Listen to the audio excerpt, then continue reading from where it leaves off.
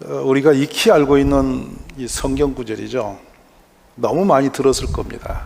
근데 이 말씀에 이 터닝 포인트가 있어요. 그 하나님의 예수님의 말씀에 의지하여 그물을 내리겠다. 바로 거기서부터 이 말씀의 핵심이 잡혀요. 원래 신앙생활은요, 우리의 상식과 이성, 생각을 초월하는 세계예요. 교회를 다니시면서도 왜 그래서 믿으라 하고 순종하라 하냐면 그 상식선을 넘어가야만 하나님의 영광을 보기 때문이거든요. 근데 좀처럼 우리는 우리 틀을 못 벗어납니다. 살아온 방법이 있고 습관이 있어요. 그리고 그것을 통해서 살아왔기 때문에 그 틀을 벗어나는 게 불안하거든요. 그러니까 내 생각의 이상을 벗어나는 것은 굉장히 두려운 일이에요. 근데 놀랍게도 이사야 55장 8절에는 내 생각이 너희의 생각과 다르며 내 길은 너희의 길과 다름이니라 그랬어요. 종종 교회 안에서 이렇게 회의를 합니다. 근데 회의할 때 회원들이 자기 생각을 말할까요? 믿음을 말할까요? 잘 판단해 보세요. 의견을 낼 때 자기의 생각의 의견을 낼까요? 성경적인 성령의 은혜 안에서 받은 걸 내놓을까요? 그다지 보면 교회도 신령한 세계인데도 사람의 생각으로 움직일 수도 확률이 매우 높은 거예요. 우리가 온전히 하나님의 뜻대로 살면 기적적인 삶을 살 수가 있죠. 근데 우리가 그 선을 못 넘어요. 그래서 늘 교회 설교에서는 순종하세요, 믿으세요 이런 얘기를 해요. 근데 얼마나 믿음으로 살아봤고 얼마나 순종된 길을 걸었을까? 우리가 상식적으로 안 맞는 일이 성경에 너무 많죠. 무슨 말씀이냐면 홍해바다가 갈라진 사건은 이해가 되세요? 여리고성이 무너졌다니 그게 말이 됩니까? 요단강이 물이 멈췄다는 거 이해가 되세요? 어쩌면 창세기 자체가 시작이 안 돼요. 말씀으로 천지를 짓하니 말했더니 됐다. 그 말이 됩니까? 그러니까 믿음은 창세기 1장부터 안 맞는 거예요. 우리 인간의 이성을 갖다 대버리면. 근데 우리 하나님은 실제로 그런 기적적인 일들을 말씀으로 다 해오셨단 말이에요. 존재하는 모든 것이 하나님 말씀만이고 된 것이 없다. 이것이 우리의 신앙이단 말이에요. 근데 오늘 우리는 신앙과 삶이 따로 돌 수가 많아요. 오늘 이 말씀을 대하면서 우리의 생각에 고착되어진 습관적으로 되게 느껴온 삶의 틀을 한번 벗어나는 축복이 있어지면 좋겠어요. 자, 오늘 우리 이 본문을 보면서 놀라운 것이 있죠. 베드로 동업을 했습니다. 야고보, 요한과 동업자예요. 근데 여기에 동업자 중에 가장 이제 머리가 된 리더스 보면 베드로죠. 근데 우리는 베드로 하면은 리스크가 아주 많은 사람임을 알게 돼요. 베드로만큼 실수를 많이 한 사람도 드물어요. 근데 우리 주님은 끝까지 베드로를 포기한 적이 없어요. 넘어져도 실패해도 그가 흔들려도 항상 예수님은 그를 건져내시고 처음에 계획한 그대로 그를 갖다 세워서 영광스러운 사람으로 쓰시거든요. 근데 베드로를 오늘 그런데 그렇게 베드로를 다듬어 가시는 과정에서 오늘 본문이 있는 거예요. 우리 모든 분들이 무엇을 위해서 살아야 되는 것이 가장 좋은 삶인지, 가장 가치가 있는 삶인지, 나는 이 땅에서 무엇을 위해 살다가 가야 할 사람인지를 명확하게 알고 달려가는 분이 많지를 않아요. 지금 여기 베드로와 야고보, 요한이 습관적으로 삶의 틀에서 한 일이 뭡니까? 날마다 고기 잡는 일이죠. 근데 어느 날 그 빈배가 되었습니다. 밤을 새워 그물질을 했는데 못 잡았습니다. 근데 베드로의 방법은 사실은 고기 잡는데 익숙해진 사람이죠. 왜냐하면 그 호수를 익히 알고 있고 그물질을 평생 했으니까요. 사람은 그 터에서 논 사람보다 더 정확하게 아는 사람이 드물지 않겠어요? 근데 그 길을 지금 가고 있죠. 우리도 하던 습관대로 가는 게 편하기 때문에 그 길로 가는 거거든요. 근데 보세요. 낚시를 하는 분은 알아요. 고기가 어느 시간대에 제일 많이 잡히는지. 해가 질 무렵에 낚시가 잘 되고요. 이 새벽에 낚시가 잘 돼요. 그래서 밤 낚시를 가는 거예요. 그때 물고기도 배고픈 거예요. 잘 낚이거든요. 그 다음에 물고기는 주로 수초가 있는 낮은 곳에 많이 살아요. 갈릴리 호수가 이렇게 남쪽으로 이렇게 길다랗게 되어 있는데 수초가 몰려있는 곳이 있죠. 그리고 생수가 들어오는 그 근방이 고기가 많이 살죠. 그래 주로 그 요단강물이 이렇게 두르는 그 어간에 흘러가는 거 말고 두르는 그곳에 그물질 하는 확률이 매우 높고, 그래서 거기 가면 지금 베드로 교회도 지금 있어요. 예수님도 그곳에서 복음을 전했고요. 왜냐하면 물고기가 잘 잡히는 곳에 사람이 몰려 살았다는 얘기잖아요. 왜냐하면 문 열고 나가서 바로 그물질 하면 되고 하니까요. 근데 그렇게 익숙하게 했던 그곳에서 그날은 허탕질을 했습니다. 자, 이제 봅니다. 밤을 새워도 하던 그물질을 그 습관대로 했는데 아무것도 없어요. 그리고 이제 그물을 건졌습니다. 근데 어제 했던 그물을 그냥 그대로 물때가 있는 대로 그냥 갖다 걸쳐놔서 또 넣으면 물고기 안 잡힙니다. 물고기가 그 그물의 그 상황을 이해하는 것 같아요. 깨끗이 씻어서 잘 가지런히 해서 놓았다가 다시 던져야 물고기를 잡아낼 수가 있죠. 베드로는 습관대로 지금 그 일을 하고 있는 거예요. 근데 봅시다. 고기를 많이 잡은 사람이 피곤할까요? 못 잡은 사람이 피곤할까요? 여러분 보세요. 사업이 잘 되는 분이 피곤을 느끼시겠어요? 사업이 실패한 분이 피곤을 느끼겠어요? 자, 돈 잘 버는 남편이 기가 빠지겠어요? 돈 못 버는 남편이 기 빠지겠어요? 이쯤 가야 이해되세요? 세상에 성공인 남편이 기가 펄펄하겠어요? 망하는 사람이 기가 펄펄하겠어요? 어떤 쪽이 피곤을 많이 느낄까요? 갑자기 침묵하는 이유는 뭐죠? 이거 굉장히 중요한 부분입니다, 여러분. 원래 실패하고 걷어들이는 거 없고 수학이 없고 그런 분들이 허탈하고 마음도 삶도 다 무너지죠. 지금 베드로와 그 동업자들은 밤새워 그물을 했는데 한 마리도 못 잡았습니다. 그물을 정리합니다. 근데 정리하는 거, 지쳐서 정리하는데 그때 예수님이 얘들아 그물질하러 가라. 마음이 동요가 되겠어요? 아니 왜 이때입니까? 아까 씻을 때 가서 하라 하지. 근데 그 빈배후에서 예수님은 설교하시고 사람들에게 설교하시고 자 이제 가자, 가서 하자. 때도 아니요 또 위치도 아닙니다. 이미 고기 때는 잡히지 않는 때죠. 날이 밝아갔죠.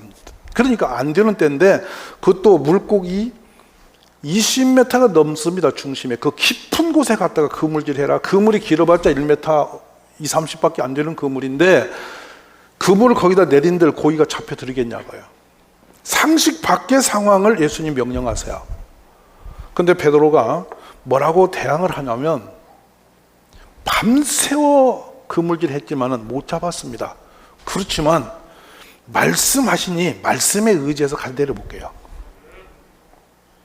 이 장면 되게 쉽게 듣거든요.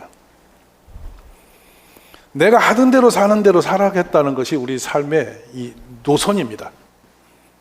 내가 그물질 하던 대로 하겠다는 것이 우리의 삶의 틀이에요. 근데 제 3자가, 제 누군가가 그렇게 하지 막 이렇게 할 때 자기 상식 밖의 일을 시킬 때 아 그래 해볼까 이렇게 하는 사람 드물죠. 잘 없어요. 사람은 모험을 통해서 또 다른 세계가 있다는 것은 알아요. 그러나 모험을 두려워합니다. 안 하고 싶어지죠. 근데 오늘 희한한 일이 벌어졌어요.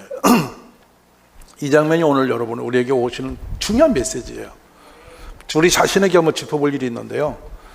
나는 그러면 성경 말씀을 의존해서 한번 내 삶을 바꿔본 적은 있는가? 의식을 바꿔본 적은 있는가?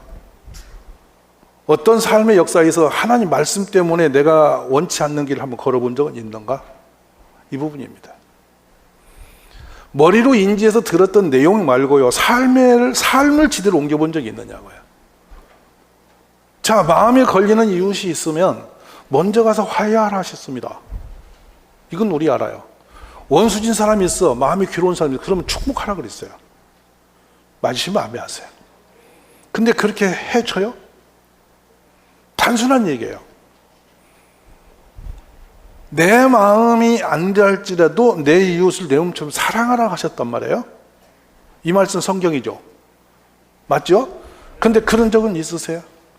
마음이 안 들지만 온심을 다하여 사랑을 해보려고 이렇게 최선을 다해서 사랑해 본 적은 있으세요?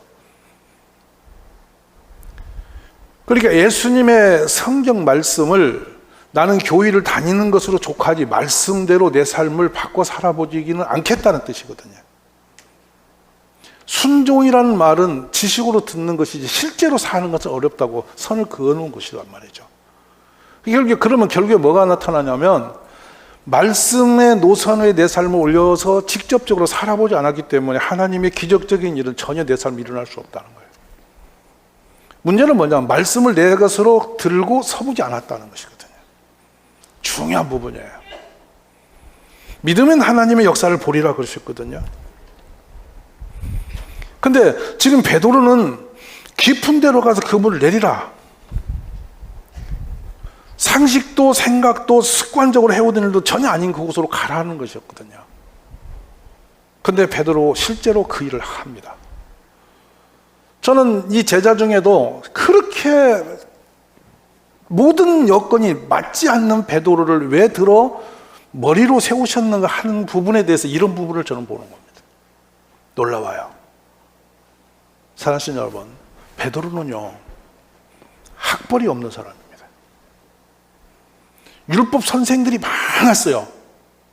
지식적으로 율법에 대해서 무지한 사람이에요.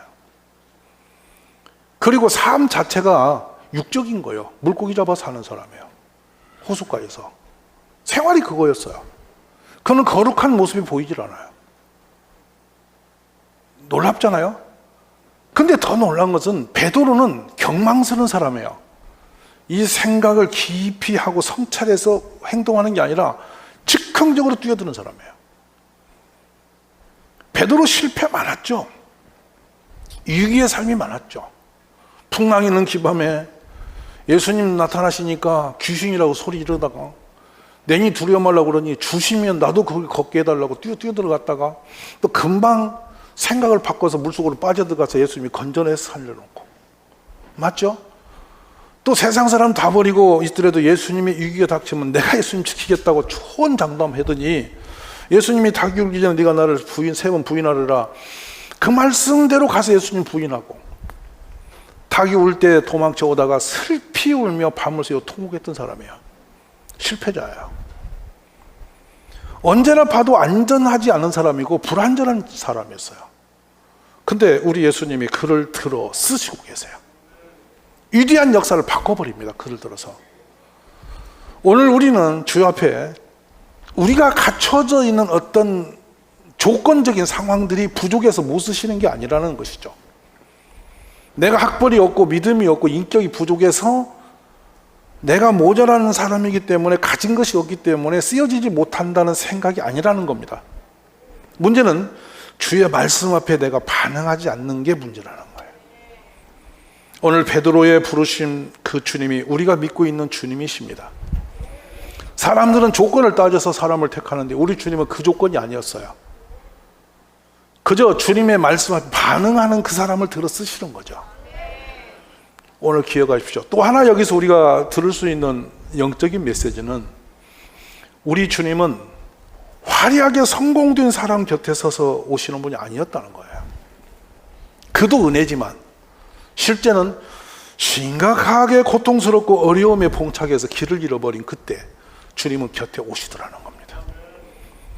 오늘 행여라도 여러분 교회를 다니시면서 어떤 벽에 부딪히고 시험이 들고 고통스럽고 아프고 힘든 상황이 왔거든, 지금이 절망할 때고 시험 들 때가 아니고 주님을 만날 그때임을 이해하시게 해야 됩니다.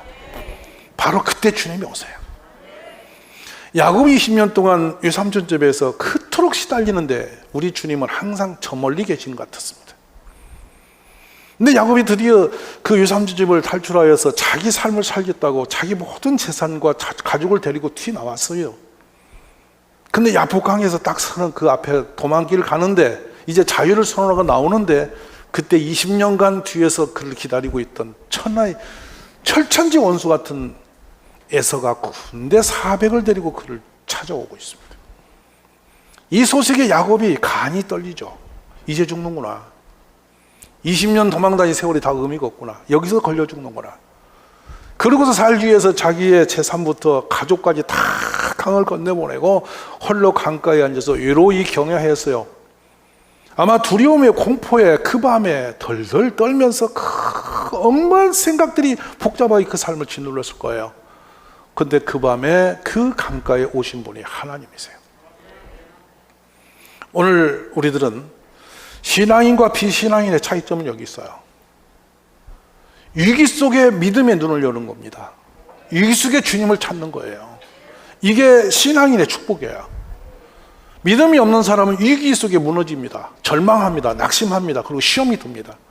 근데 신앙이 있는 사람은 위기 속에 더 강해지는 법이에요. 고통 중에 더 주님을 가까이 다가설 수 있는 길을 여는 거예요. 이게 신앙임을 아시기 바랍니다. 만약 베드로의 배에 고기가 가득 채웠으면 그 배를 쓸 수도 없었고 그 배를 사용할 방법도 없었어요. 본문이에요. 배가 비었습니다. 주님이 들어갈 공간이 생긴 거예요. 심령이 가난한 자의 축복이 여기 있는 겁니다. 바로 그가 하나님의 복을 받는 자예요. 왜냐하면 우리의 마음에 세상 일이 분주하고 바빠서 잘 풀릴 때는 우리 주님이 어디 계신지 잘 모릅니다. 하던 일이 바빠서. 내 생각과 방법들이 잘 먹히들 때는 그렇게 궁금함이 없습니다. 뭔가 되니까요. 근데 되는 일이 없이 다 털리고 나면 그렇게 그때야 비로소 우리는 마음을 내려놓고 내 길을 정리하고 주의 뜻, 주의 말씀 앞에 내 삶을 갖다 놓을 수가 있는 거예요. 자, 그래서 오늘 본문의 6절은 그렇게 하니입니다. 그렇게 하니. 우리를 인도하실 때 안전한 길을 걸을 수 있는 거예요. 그게 복 있는 사람이에요. 주님이 인도하신 길을 따라갈 때 삶이 형통해지는 거예요. 그 축복이 우리에게 결단 속에 일어나기를 주의 이름으로 축원합니다. 그리고 드디어 이제 주님이 인도하시는 그 길에 올라서는 베드로인데요. 참 가슴 아픈 장면이 요한복음 21장이에요. 그때도 베드로는 나는 고기나 잡겠다고 제자들을 동원해서 물고기 잡으러 갔고 밤새 헛손질을 했었어요. 근데 주님이 그들이 그렇게 헛손질하고 있던 그때 그 실패된 그곳에 또 찾아오셨죠. 주님이 오신 줄도 몰랐습니다. 앞에 서 계시지만 주님인 줄도 분별도 못했습니다. 왜냐하면 그물질하는데 정신이 빠졌어요. 우리 종종 그렇게 되는 존재들이죠. 근데 잘 아는 장면입니다. 시몬의 아들, 요한의 아들 시몬아, 너가 다른 사람들보다 나를 더 사랑하느냐? 이 질문을 예수님이 3번씩 했고 베드로는 주님이 아시지 않느냐고, 내가 주님을 사랑하는 거를. 내가 다른 사람보다 더 주님을 사랑하는 주님이 아시지 않냐고. 나중에 3번째는 근심하며 주님이 더 아시지 않냐고 이렇게 외쳤던 적이 있었죠. 그때 주님이 동일한 말씀합니다. 내 양을 먹이라, 내 양을 치라, 내 양을 케어해라. 길을 잃어버렸던 것입니다. 부실했던 사람인 것입니다.